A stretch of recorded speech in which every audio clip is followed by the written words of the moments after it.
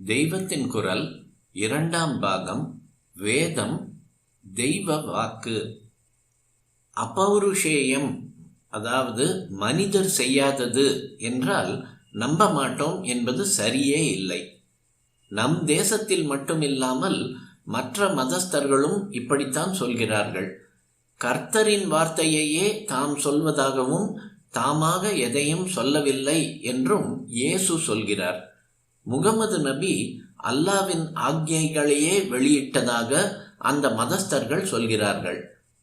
நாம் அபௌருஷேயம் என்பதைத்தான் அங்கே ரிவீல்டு டெக்ஸ்ட் என்கிறார்கள். தெய்வ வாக்கே மகான்கள் மூலம் மத நூல்களாக வந்திருக்கின்றன. மத புஸ்தகம் மட்டும் இல்லாமல் எந்த துறையிலும் ஆழ்ந்து ஐகாக்கிரியத்தோடு ஒரு முனைப்பாட்டோடு புகுந்து விட்டால் அதில் உள்ள உண்மைகள் தாமாகவே ஒருத்தருக்கு வெளிப்பட்டு விடுகின்றன.